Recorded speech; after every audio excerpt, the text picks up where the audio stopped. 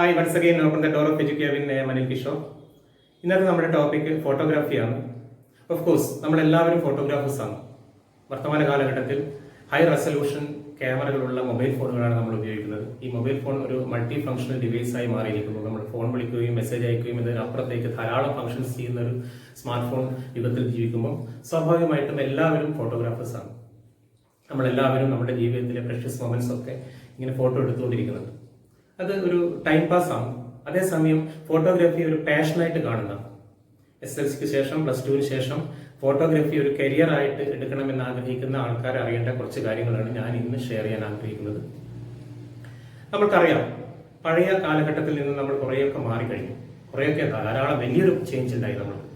പണ്ട് നമ്മൾ ഈ ഫിലിം റോളുകൾ 36 37 ഫോട്ടോ മാത്രം എടുക്കാൻ പറ്റുന്ന ഫിലിം റോളുകൾ ലോഡ് ചെയ്ത് എക്സ്പോസ്ഡ് ആവാതെ അത് വാഷ് ചെയ്ത് നെഗറ്റീവാക്കി പ്രിന്റ് എടുക്കുന്ന രീതിയൊക്കെ വിട്ടു. നമ്മൾ ഡിജിറ്റൽ യുഗത്തിലേക്ക് വന്നു. ഡിജിറ്റൽ ഫോട്ടോഗ്രാഫിയിലേക്ക് മാറി ഡിജിറ്റൽ ക്യാമറകൾ ഉപയോഗിക്കുന്ന ഒരു കാലഘട്ടത്തിലാണ് നമ്മൾ ജീവിക്കുന്നത്. അതുകൊണ്ട് തന്നെ ഫോട്ടോഗ്രാഫിയോട് യഥാർത്ഥത്തിൽ പാഷനുള്ള ഒരു കരിയർ ആയിട്ട് എടുക്കണമെന്ന് ആഗ്രഹിക്കുന്നവർക്ക് അതിനെക്കുറിച്ച് പഠിച്ചേ പോകും. അതിന്റെ ടെക്നിക്കാലിറ്റിയും ഒക്കെ മനസ്സിലാക്കി പോകും. നമ്മൾ ഓട്ടോ ഫോക്കസ് ക്യാമറയെ കുറിച്ചല്ല ഞാൻ പറയുന്നത്, മാനുവൽ ഫോക്കസ് ക്യാമറകൾ. ആ മാനുവൽ ഫോക്കസ് ക്യാമറകൾ എടുക്കുന്നത് ബൈ ബർത്ത് അവർക്ക് അതിനോടൊരു താല്പര്യം വേണം. അതേസമയം അതിന്റെ ടെക്നിക്കൽ സൈഡുകളും കൂടി അവർ മനസ്സിലാക്കേണ്ടത് അത്യാവശ്യമാണ്. ഇത് രണ്ട് രീതിയിൽ പഠിക്കാം. ഒന്ന് ഫോർമലായിട്ടും മറ്റൊന്ന് ഇൻഫോർമലായിട്ടും പഠിക്കാം. ഇൻഫോർമലായിട്ട് പഠിക്കുക എന്ന് നമ്മൾ ഉദ്ദേശിക്കുന്നത് ഏതെങ്കിലും ഒരു മികച്ച ഫോട്ടോഗ്രാഫറുടെ കൂടെ അസിസ്റ്റന്റ് ആയി നിന്ന് അതിന്റെ കാര്യങ്ങൾ പഠിച്ചെടുക്കാം. സർട്ടിഫിക്കറ്റ് ഒന്നും കിട്ടില്ല എന്നേ ഉള്ളൂ. അതേസമയം സ്ഥാപനങ്ങളിൽ പഠിക്കാം. ഫോർമലായിട്ട് സ്ഥാപനം ഇൻസ്റ്റിറ്റ്യൂഷണലൈസ്ഡ് എഡ്യൂക്കേഷൻ നടത്താം. അതിൽ സർട്ടിഫിക്കറ്റ് കോഴ്സ് ഉണ്ട്. വളരെ കുറച്ച് കാലം കൊണ്ട് 3 മാസം അല്ലെങ്കിൽ 6 മാസം കൊണ്ട് കിട്ടുന്ന സർട്ടിഫിക്കറ്റ് കോഴ്സുകൾ. ഡിപ്ലോമ കോഴ്സ് ഉണ്ട് 1 ഇയറിന്റെ. ഡിഗ്രി കോഴ്സ് ഉണ്ട്, PG കോഴ്സ് ഉണ്ട്.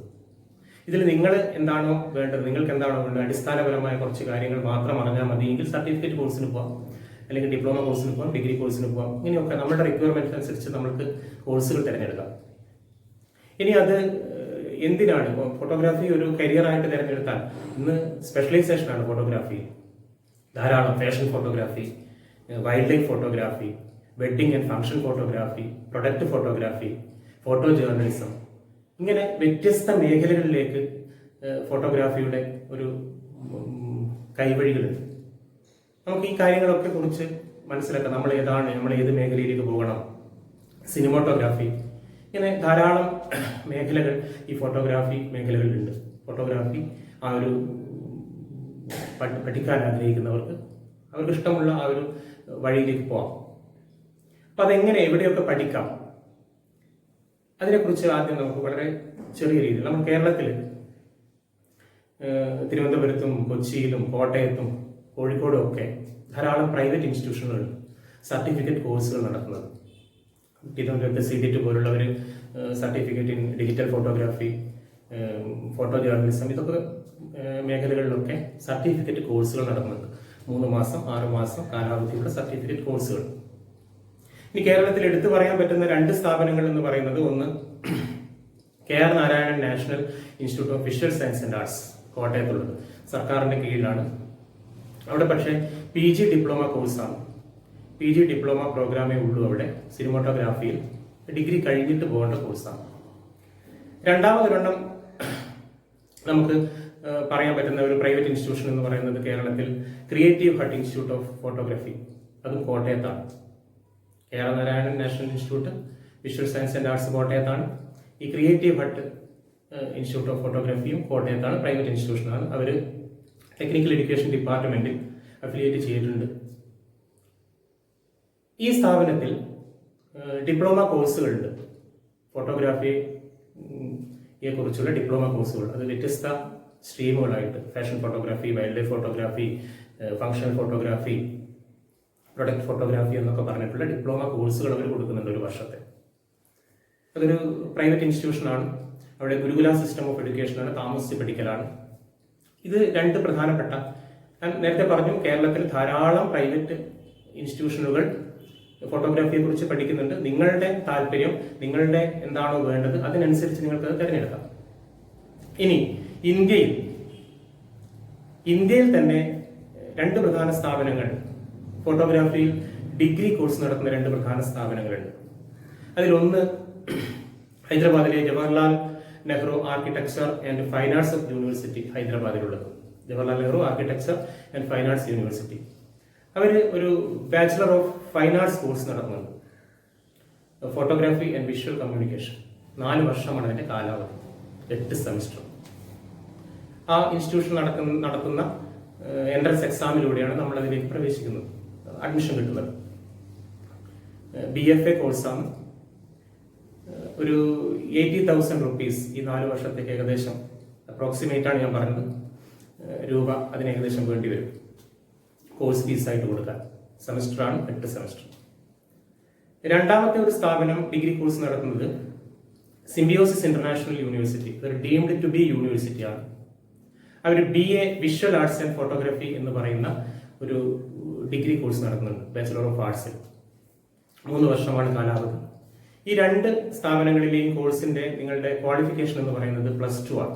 +2 പാസ്സാവുക എന്നുള്ളതാണ്. ഈ ഡീംഡ് ടു ബി യൂണിവേഴ്സിറ്റിയിൽ നമ്മൾ ആദ്യം പറഞ്ഞ ജവഹർലാൽ നെഹ്റു യൂണിവേഴ്സിറ്റി ഉള്ളതിനേക്കാൾ കൂടുതൽ ഫീസ് ഉണ്ടാവും. കാരണം അതൊരു പ്രൈവറ്റ് ഡീംഡ് ടു ബി യൂണിവേഴ്സിറ്റിയാണ്, പൂനെയിലാണ് അതിന്റെ ആസ്ഥാനം. നിങ്ങൾക്ക് ഡിഗ്രി കോഴ്സുകളാണ് വേണ്ടതെങ്കിൽ അത്തരം സ്ഥാപനങ്ങളിലേക്കും പോവാം. ഇനി ഇതല്ലാതെ ഉണ്ട്, ഫെർഗൂസൺ കോളേജ് സർട്ടിഫിക്കറ്റ് കോഴ്സ് നടക്കുന്നുണ്ട്. അതേപോലെ national institute of design, bachelor of ഡിസൈനിലെ ഈ വിഷ്വൽ ഡിസൈൻ അതുമായിട്ട് ബന്ധപ്പെട്ട കോഴ്സ് നടക്കുന്നുണ്ട്. Indian institute of technology Hyderabad, national institute of design Allahabad ഗുജറാത്തിൽ, മറ്റത് ഹൈദരാബാദിൽ ഇന്ത്യൻ ഇൻസ്റ്റിറ്റ്യൂട്ട് ഓഫ് ടെക്നോളജി, അവിടെയും ഡിസൈൻ കോഴ്സുകളുണ്ട്. ഇതുപോലെ സ്വകാര്യ സ്ഥാപനങ്ങളും ഇന്ത്യക്ക് വെളിയിൽ വളരെ പ്രശസ്തമായ രീതിയിൽ ഫോട്ടോഗ്രാഫി കോഴ്സുകൾ നടത്തുന്നുണ്ട്. അപ്പൊ ഞാനിവിടെ പറഞ്ഞു വന്നത്, നിങ്ങളുടെ എന്താണോ നിങ്ങളുടെ റിക്വയർമെന്റ്സ്, നിങ്ങൾ ഏത് രീതിയിലാണോ ഏത് രീതിയിലെ പഠനമാണോ ആഗ്രഹിക്കുന്നത് അതിനനുസരിച്ച് കോഴ്സുകൾ തിരഞ്ഞെടുക്കുക. ഏത് കോഴ്സ് ചെയ്താലും, അത് ഫോർമൽ ആയാലും ഇൻഫോർമൽ ആയാലും, നമ്മളുടെ പ്രൊഡക്റ്റിന്റെ ക്വാളിറ്റിയാണ്, അതിന്റെ കലാപരമായ, അതിന്റെ ഫോട്ടോഗ്രാഫിക്കലായ അതിന്റെ ക്വാളിറ്റിയാണ് നമ്മളുടെ കഴിവിനെ വിലയിരുത്തുന്നത്. അതിൽ നിങ്ങൾക്ക് യഥാർത്ഥത്തിൽ താല്പര്യമുള്ളവരാണെങ്കിൽ, യഥാർത്ഥത്തിൽ താല്പര്യം എന്ന് ഞാൻ പറയാൻ കാരണം, നമ്മൾ ഏതെങ്കിലും ഒരു കോഴ്സ് പഠിക്കുക എന്നുള്ള ഉദ്ദേശത്തോടെ ഞാൻ പോയി പഠിച്ചതുകൊണ്ട് പിന്നീട് നമ്മൾ അതിന് ഒരു താല്പര്യമില്ലെങ്കിൽ ആ ജോലിക്ക് ശ്രമിക്കില്ല, ആ മേഖലയിലേക്ക് പോവില്ല, വലിയ ബുദ്ധിമുട്ടാണ്, ഞങ്ങൾ അതിന് പോകില്ല എന്ന് പറഞ്ഞ് മാറ്റി നിൽക്കുന്ന ആൾക്കാരുണ്ട്. ബുദ്ധിമുട്ടില്ലാത്ത, തുടക്കത്തിൽ ബുദ്ധിമുട്ടില്ലാത്ത ഒരു മേഖലയുമില്ല. അപ്പോൾ നമ്മളുടെ കേരളത്തിലെ ഏറ്റവും ഉയർന്ന ഉദ്യോഗസ്ഥൻ എന്ന് പറയുന്നത് ചീഫ് സെക്രട്ടറിയാണ്. ചീഫ് സെക്രട്ടറിയുടെ ജോലിയാണ് ഏറ്റവും ബുദ്ധിമുട്ടുള്ളത്.